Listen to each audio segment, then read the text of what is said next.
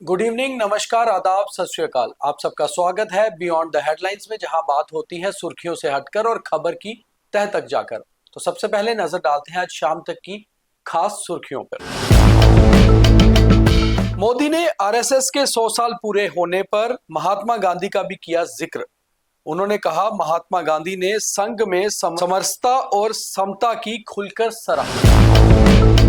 तहरीके हुर्रियत के head office को बड़गाम में पुलिस ने सीज किया। पीओजेके में आज भी हुए प्रदर्शन, सड़कों पर उतरे लोग, इंटरनेट आज भी बंद।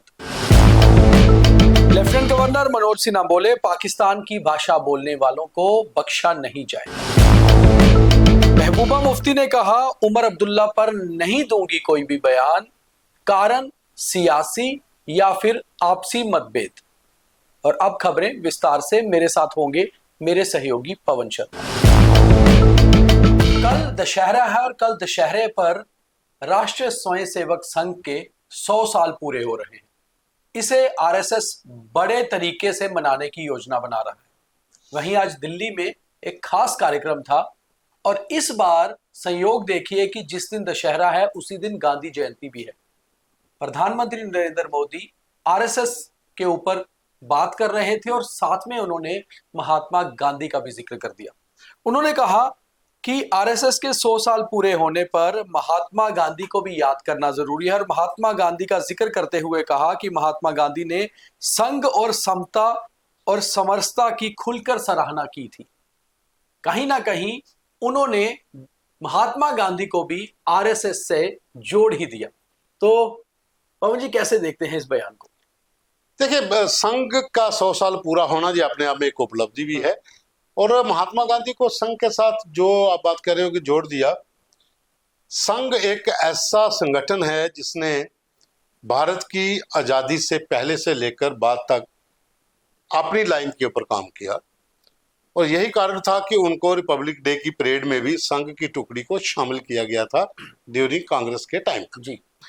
तो इसमें कहीं पर भी कोई ऐसी चीज नहीं होनी चाहिए कि गांधी को उसमें किया है, क्योंकि गांधी ने संघ की तारीफ की थी, नेहरू ने गांधी की तारीफ की थी, इंदिरा गांधी ने भी संघ की तारीफ की थी।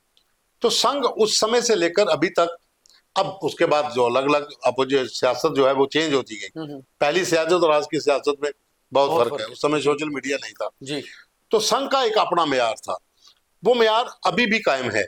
लेकिन सियासत बदली है तो आरोप प्रत्यारोप चलते रहते हैं, लेकिन संघ की गरिमा, संघ की जो एक अपना स्टेटस है वो अभी भी उसी लेवल पे है और उसका जिक्र होना मुझे लगता है अच्छी बात है कि प्रधानमंत्री ने जिक्र भी किया और ये भी कहा कि गांधी भी जो है संघ की समता और समरसता के बारे में बात करते थे। बड़ी बात यह होगी कि कल सुबह जब नागपुर से मोहन भागवत जो संघ के मुखिया हैं, वो जब अपना भाषण देंगे विजयदशमी के उपलक्ष्य पर, तो वो क्या महात्मा गांधी का भी जिक्र करेंगे, क्योंकि कल गांधी जयंती भी है। तो आगे बढ़ते हैं, बात करते हैं जम्मू कश्मीर की। और जम्मू कश्मीर में आज एक बड़ा जो है काम कश्मीर पुलिस ने किया है। दरअसल बड़गाम में पुलिस ने तहरीके हुर्रियत के हेड ऑफिस को सीज कर दिया है।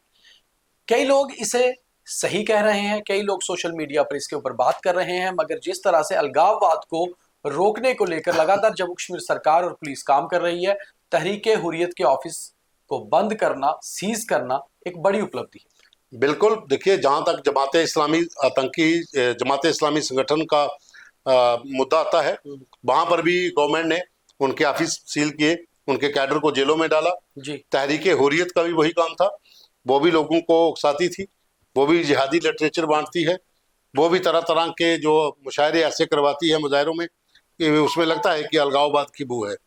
तो ये एक अच्छा कदम है, उसके ऊपर कोई बात नहीं होनी चाहिए। दूसरी, जो लोग उसके हक में बात कर रहे हैं वो उसी क्राइटेरिया में आते हैं। बिल्कुल। और इसी के साथ साथ एक रेड जो है नॉर्थ कश्मीर में कश्मीर पुलिस ने की और वहां भी ये दोबारा बोलना, ये वाला दोबारा बोलना। और वहीं कश्मीर में एक और भी आज पुलिस ने कार्रवाई की। दरअसल नॉर्थ कश्मीर में भी हुर्रियत से जुड़े हुए कुछ लोगों के घर पे रेड की और कुछ सामान जब्त किया। तो कहीं ना कहीं लगातार अलगाववाद पर कश्मीर में शिकंजा कस रहा है। वहीं हालात लाइन ऑफ कंट्रोल के दूसरी ओर, यानी कि पाकिस्तान ऑक्यूपाइड जम्मू कश्मीर में भी कुछ सही नहीं है। लगातार प्रदर्शन हो रहा है, इंटरनेट बंद है और आज भी सड़कों पर पीओके में लोग उतरे और पाकिस्तान की सरकार के खिलाफ नारेबाजी की। बिल्कुल, पिछले 4-5 दिन से माहौल वहां पर गरमाया हुआ है। नीलम वैली से लेकर पीओ जो के मुजफ्फराबाद जो की इनकी जो राजधानी है, उसके अलावा तमाम जो मीरपुर, रावलाकोट, जितने भी इलाके हैं वहां पर जो जॉइंट एक्शन कमेटी है, पब्लिक एक्शन कमेटी है, वो सब एक ही बैनर के तले या प्रदर्शन कर रहे हैं। पाकिस्तान की हुकूमत के खिलाफ, पाकिस्तान की सेना के खिलाफ, जो लोकल वहाँ पुलिस है उसके खिलाफ, और जिस तरीके से वहाँ पर लोगों के ऊपर गोली चलाई गई, लाठीचार्ज हुआ, कई लोग अभी तक लापता हैं, उसके खिलाफ लगातार प्रदर्शन जो है वो चल रहे हैं। और खास करके महंगाई की मार इस समय पीओजेके में तब बहुत ज्यादा है, और उसी के कारण जहां पर लोग जो हैं वो सरकार के खिलाफ हैं। लेकिन जिस तरीके से गोली चलाई गई, लाठीचार्ज किया गया, उसके बाद जनता ज्यादा आक्रोश में है और जगह जगह पर प्रदर्शन जो है अभी भी जारी है। वहीं लेफ्टिनेंट गवर्नर मनोज सिन्हा का भी आज एक बड़ा बयान आया है। वो कश्मीर में थे और उन्होंने एक बयान दिया। उन्होंने कहा कि पाकिस्तान की भाषा बोलने वालों को जम्मू कश्मीर में बख्शा नहीं जाएगा, स्ट्रॉन्ग एक्शन लिया जाएगा। तो इशारा किस ओर है? देखिए, इशारा इस ओर है, जिस तरह से पहले जो गवर्नमेंट एम्प्लॉई थे जो सैक किए थे नौकरी से, वो सरकारी नौकरी में रहते हुए पाकिस्तान का गुणगान करते थे। तहरीक हुर्रियत जम्मू कश्मीर में हेड ऑफिस बनाकर जिहादी लिटरेचर बांटती थी और जिहाद के बारे में, तथाकथित जिहाद के बारे में लेक्चर भी देती थी, उसको भी आज निशाने पे ले लिया। तो इस तरीके से उनका जो बयान था वो कहीं ना कहीं उन लोगों के खिलाफ है जो भारत में रहकर भारत के खिलाफ प्रोपेगेंडा करते हैं, जम्मू कश्मीर की शांति को फिर से वहां पर खलल डालने का प्रयास करते हैं, आतंकियों का गुणगान करते हैं और आतंकियों के समर्थक भी हैं। तो उनको ये एक टारगेट मैसेज है कि भाई आप सुधर जाइए, आपको नहीं तो उसी लैंग्वेज में जवाब दिया जाएगा जिस तरह से पहले देते आ रहे हैं। महबूबा मुफ्ती भी आज कश्मीर में बाहर निकली। बहुत कम होता है कि महबूबा मुफ्ती किन कार्यक्रमों में शामिल हो, और जब भी होती हैं कोई ना कोई बयानबाजी जरूर होती है। उन्होंने दरअसल सेना के कब्जे में कुछ मैदान है कश्मीर में, जिसकी बात करते हुए ये कहा कि पैरामिलिट्री फोर्सेस और सेना को ये मैदान छोड़ने होंगे कश्मीर के बच्चों के खेलने के लिए। जब उनसे सवाल उमर अब्दुल्ला के बारे में पूछा गया, सियासी सवाल, तो उन्होंने कहा कि उमर को लेकर मैं कोई बयान नहीं दूंगी। क्या महबूबा मुफ्ती अब उमर पर कुछ नहीं बोलेगी, या फिर वो कहीं ना कहीं ये इंतजार कर रही हैं कि राज्यसभा चुनाव नजदीक आ ले फिर बात की जाए?